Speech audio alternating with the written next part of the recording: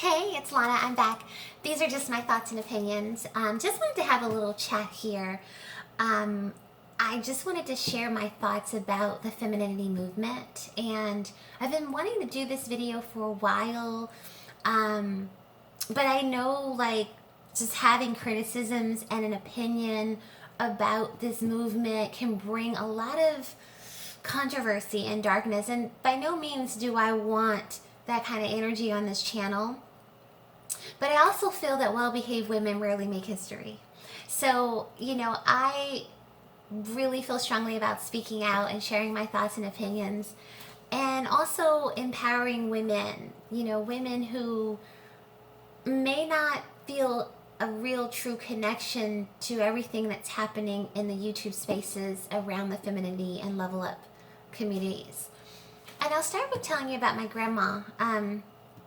My grandma was from Reynolds, Georgia, and she came from a pretty big family. And in the 40s, she moved to Philadelphia, and she raised her kids and, started a family. She was already married. And somewhere in the 50s, she went to finishing school. And this was a huge part of my grandmother's legacy, was that she went to finishing school, and she brought the women of the family the gift of refinement.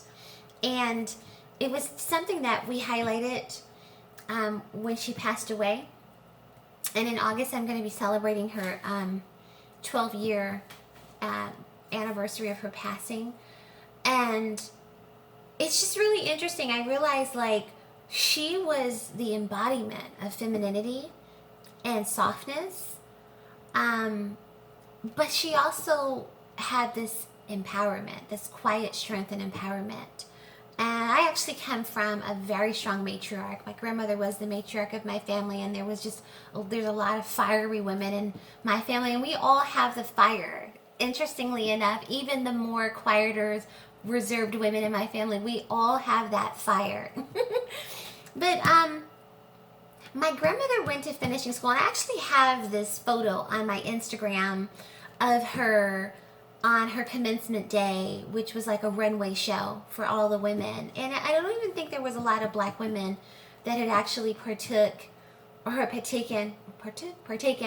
in this whole finishing school event. But my grandmother did, and I think she really wanted to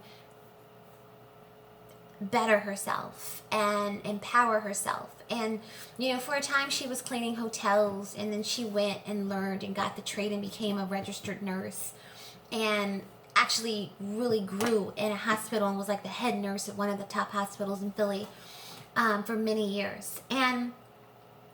But I think of her when I think of these femininity movements and what is femininity.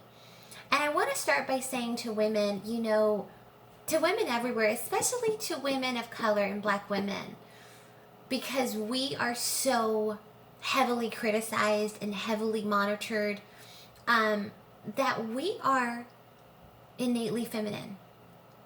Meaning every woman, is naturally feminine. It is something that is innately within all of us. Think about it.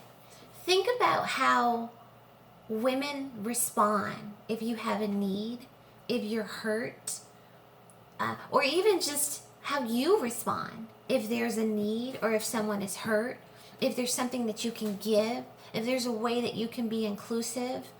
Think about the responses. And it got me reflecting a lot, because I realized that in these feminine movements, there's a lot of people who are disingenuous. There's a lot of darkness. And there's not enough conversation about it. But if you really listen and observe, you will see that there is something about it that's just not totally authentic. And I want to encourage women everywhere to be your authentic self. And let me clarify, there's nothing wrong with learning refinement, being the best version of yourself that you can be. I encourage every woman everywhere, if that is something that you strongly desire, do it. But do it for you. And one of the things I noticed in the femininity communities is that everything is really truly about a man. Even if they say it's not, it's still about a man low-key. Getting his bag, getting the bag, having a life filled with luxury. And there's nothing wrong with having a good guy and a life of luxury. By no means am I suggesting that you get a scrub. Okay, let me just start there.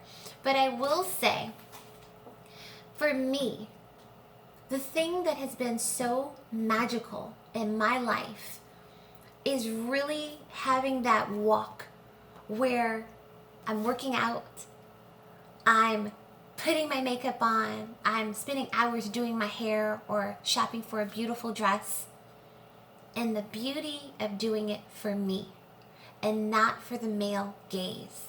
It is so rich. It is so invigorating. I was listening to a podcast a while back. There is a therapist who has a podcast called A Date with Darkness, Dr. Natalie Jones, and she was interviewing a doctor, I believe she's an OBGYN, Dr. Christiane Northrup. And in that conversation, Christiane, of course, they were discussing, about toxic abusive relationships, but she talked about how when she became what she wanted in a man within herself, when she, took care of herself and, became financially secure and independent,